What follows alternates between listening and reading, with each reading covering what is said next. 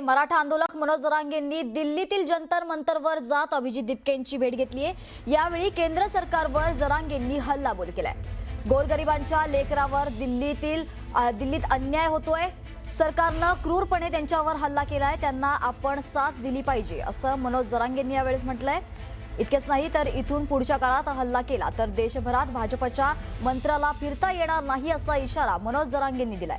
तर जंतर मंतर सोडू नका, वेळ पडली तर मराठा बांधव दिल्लीत येतील अशी घोषणाही जरांगे पाटलांनी केली आहे।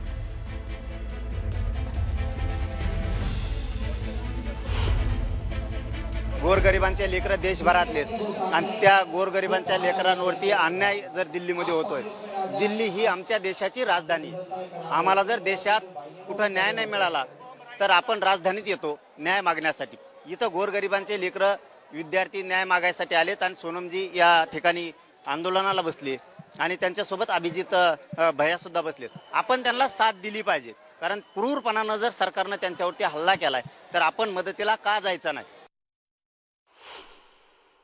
आपणच निवडून दिलेल्या लोकांना जर माज आला, निवडून दिलेल्या लोकांना जर त्याची जाणीव राहिली नाही तर त्याला जाणीव करून द्यायला लागती। तू आमच्या जीवावरती आहे, तुला आम्ही पाडू शकतो, गावागावात हिंदू सुद्धा देऊ शकणार नाहीत। इथून पुढच्या काळात जर हल्ला झाला तर राज्यासह देशभरात भाजपाच्या मंत्र्यालाच फिरता येणार नाहीये, इतकी भयानक परिस्थिती होऊ शकते। सोनमजींची काळजी घ्या म्हणूनही सांगितलं। विद्यार्थ्यांनी शांत राहावं, याच ठिकाणावर शांत बसावं, आपण संसदेकडे जाऊ नये, कारण आंदोलन मोडण्याचा प्रयत्न करत असते।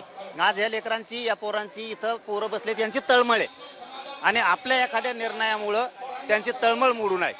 शांततेत जर राहिलं तर न्याय मिळतो। आम्ही शांततेचं आंदोलन महाराष्ट्रात केलं, आम्हाला माहित होतं शांततेच्या आंदोलनात किती ताकद आहे। हे बघा, एवढी ताकद नाही त्यांची। आता एकदा त्यांनी हल्ला केला, आता देश उभा राहिला या आंदोलनाच्या पाठीशी। फक्त कोणाकडून राजकारण होऊ नये, आमच्याकडून पण नाही आणि आंदोलकांकडून पण नाही। राजकारण नाही झालं, आपण विद्यार्थी म्हणून लढाई जर उभा केली तर लोक पक्ष सोडून देतील आणि या विद्यार्थ्याच्या पाठीशी उभा राहतील। आमचे लेकरं गोरगरिबाच्या खेड्यातून आलेत आणि तुम्ही इथं, दिल्ली आमची राजधानी आहे, दिल्ली म्हणजे प्राण आहे या देशाचा, इथं तुम्ही आमच्या लोकांना जीव घालायचं सोडून दांड्याने मारायला लागला। तुम्हाला कशी सुट्टी देणार राव? निवडून देणारे आमचे मायबाप आहेत तिकडं देशात, आणि ज्या मायबापांनी निवडून दिलं त्यांच्याच पोरांना आणि पोरींना तुम्ही इथं मारायला लागलात। शांत बसणार कसे? क्षत्रिय मराठीत आम्ही शांत नाही बसू शकत। यानंतर एक ब्रेकिंग न्यूज समोर येते। संसदेच्या पावसाळी अधिवेशनात नीट पेपरफुटी प्रकरणावर महत्त्वाची घडामोड होण्याची शक्यता आहे। दुपारी 2 वाजता राज्यसभेत नीट विषयावरील चर्चेला औपचारिक प्रस्ताव जाहीर केला जाणार आहे। तर संसदीय कामकाज मंत्री किरेन रिजिजू या संदर्भात सभागृहात निवेदन करणार आहेत। सरकारच्या या घोषणेनंतर विरोधकांची भूमिका काय असेल आणि चर्चेचा मार्ग मोकळा होणार का, याकडे आता सर्वांचंच लक्ष लागलंय।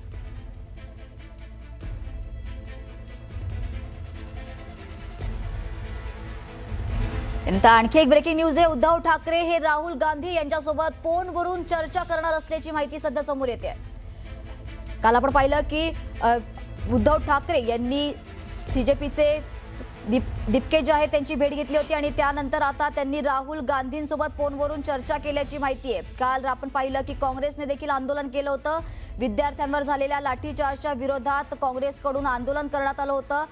पंतप्रधान नरेंद्र मोदी यांच्या निवासस्थानीच्या बाहेर हे आंदोलन करण्यात आलं होतं। याबद्दल अधिकची माहिती देण्यासाठी आपले प्रतिनिधी प्रशांत लीला आपल्याशी जोडले गेलेले आहेत। प्रशांत, काय सांगाल, काय अधिकची अपडेट याबद्दल?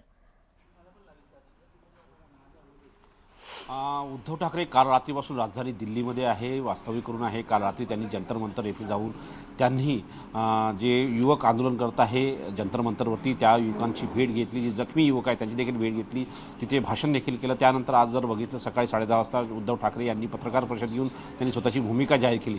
त्यानंतर आता जर बघितलं अत्यंत महत्त्वाचं म्हणजे नुकतेच अरविंद केजरीवाल आणि उद्धव ठाकरे यांची साधारणतः 1 तास बैठक झाली। त्या बैठकीनंतर त्यांनी पत्रकार परिषदेमध्ये अरविंद केजरीवाल यांनी पत्रकार परिषदेमध्ये आपली भूमिका देखील मांडली. पण महत्त्वाचं म्हणजे जर बघितलं या सगळ्या पार्श्वभूमीवरती आता होऊ शकतं की जे शिवसेना उद्धव बाळासाहेब ठाकरे पक्षाचे पक्षप्रमुख जे आहे उद्धव ठाकरे हे लोकसभेतील विरोधी पक्षनेते राहुल गांधी यांच्यासोबत विस्ताराने चर्चा करण्याची शक्यता व्यक्त केली जात आहे. महत्त्वाचं म्हणजे सध्या तरी राहुल गांधी जे आहे ते संसदेच्या कामकाजात व्यस्त आहे, त्यामुळे होऊ शकतं ते जेव्हा संसदेच्या कामातून ते मोकळे होतील तेव्हा त्यांच्यासोबत हा संवाद साधला जाईल. आणि महत्त्वाचं म्हणजे ज्या पद्धतीनं संयुक्तपणे कशा पद्धतीने संपूर्ण आंदोलन पुढे न्यायचं या संदर्भात एक भूमिका जाहीर होण्याची शक्यता व्यक्त केली जात आहे किंवा इंडिया आघाडीची या संदर्भात काही महत्त्वाची बैठक बोलली जाते हे देखील पाहणं महत्त्वाचं असणार आहे. धन्यवाद प्रशांत दिलेल्या सविस्तर माहितीसाठी. पाहू शकतो उद्धव ठाकरे आणि यांनी राहुल गांधींसोबत फोनवर चर्चा केल्याची माहिती सध्या समोर येते. दरम्यान जंतर मंतरवर जाऊन दिपकेंची भेट घेत उद्धव ठाकरेंनी विद्यार्थी आंदोलनाला पाठिंबा दिलाय. आपला पहिल्या दिवसापासूनच विद्यार्थी आंदोलनाला पाठिंबा असून सरकारच्या डोक्यात सत्तेची हवा गेली आहे अशी टीका उद्धव ठाकरेंनी केली. सध्याच्या सत्ताधाऱ्यांपेक्षा इंग्रज बरे होते असं आता जनता बोलू लागलं असल्याची टीका देखील त्यांनी केली आहे. तर आंदोलकांना दिलेली वागणूक ही लोकशाही नाही तर देशात हुकुमशाही असल्याचंच दिसून येते असा आरोपही त्यांनी केलाय. जन की बात ऐकत नसाल तर ती लोकशाही नाही असा टोलाही त्यांनी लगावलाय. विद्यार्थ्यांशी बोलण्यात कमीपणा का वाटतो असा सवालही त्यांनी उपस्थित केलाय.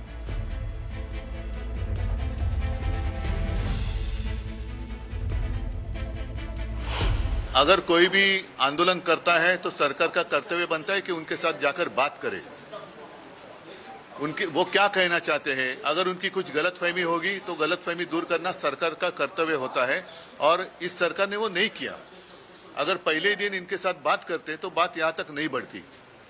सोनम जी आए थे, अभिजीत आया था, पहले भी आए थे, ऐसे नहीं कि कल पहला दिन था, पहले भी आए थे, 1 महीना हो गया शायद, उस वक्त भी यहाँ आए थे. अगर उसी वक्त सरकार की ओर से इनके साथ कोई बात कर लेता तो आज तक के मामला सुलझ जाता. तो बातचीत करना यही तो प्रजातंत्र में होता है. अदरवाइज आप इसको तानाशाही कह सकते. अगर किसी की बात, खुद की मन की बात जबरदस्ती सबको सुनाए लेकिन जन की बात नहीं सुने तो ये प्रजातंत्र नहीं है.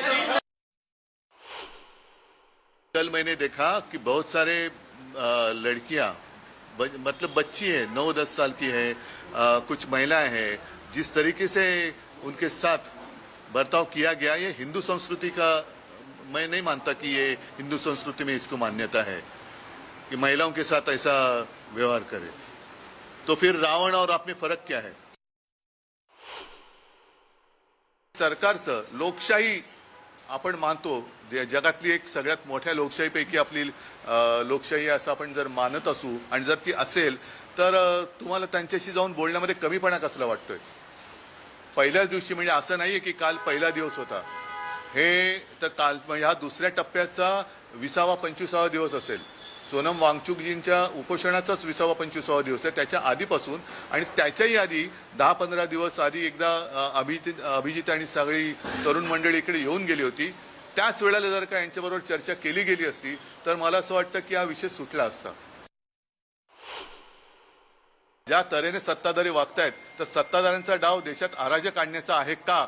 आणि आता मला असं वाटतंय की जसं एक यांचा एक हातखंड आहे बदनामीचा की यांच्यामध्ये पाकिस्तानी घुसलेत, तर मला असं वाटतं सत्ताधाऱ्यांमध्ये कोण पाकिस्तानी नाहीये ना. बेरहमी के साथ सरकार इनके साथ पेश आ रही है या सुलूक कर रही है, ये कोई प्रजातंत्र का लक्षण नहीं है. ये तो अब बहुत सारे लोग कहने लगे कि इनसे तो अंग्रेज अच्छे थे, ऐसी बात क्यों करने लगे लोग. तो इसका मतलब ये है कि आज जो भी सत्ता में है शायद उनके दिमाग में हवा चली गई है और वो हवा निकालने के लिए जनता को वक्त नहीं लगता है. तुमच्या दारात आलेले आहेत, तुमच्याकडनं काही अपेक्षा घेऊन आलेले, बाळगून आलेले आहेत, त्यांच्यावर तुम्ही लाठ्या चालवता.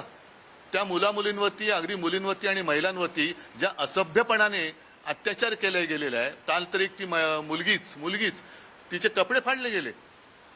ही कोणती हिंदू संस्कृती आहे. ही हिंदू संस्कृती बसत नाही. ही रावण संस्कृती झाली. तर विद्यार्थ्यांवर करण्यात आलेल्या लाठीमाराच्या मुद्द्यावर काँग्रेस आता आक्रमक झाली आहे. राज्यभरात काँग्रेसकडून आंदोलन करण्यात येत आहे. पुणे आणि नागपूरमध्येही काँग्रेसकडून विद्यार्थ्यांवर करण्यात आलेल्या लाठीचार्जचा निषेध करत आंदोलन करण्यात आलंय. नागपूरच्या राजभवन परिसरात हे आंदोलन करण्यात आलंय.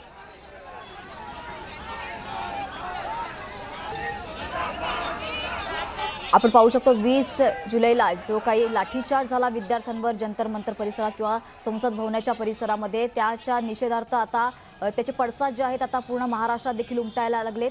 यात पुण्यात आणि नागपूरमध्ये देखील याचे पडसाद उमटत आहेत. आंदोलन छेडण्यात आलेलं आहे.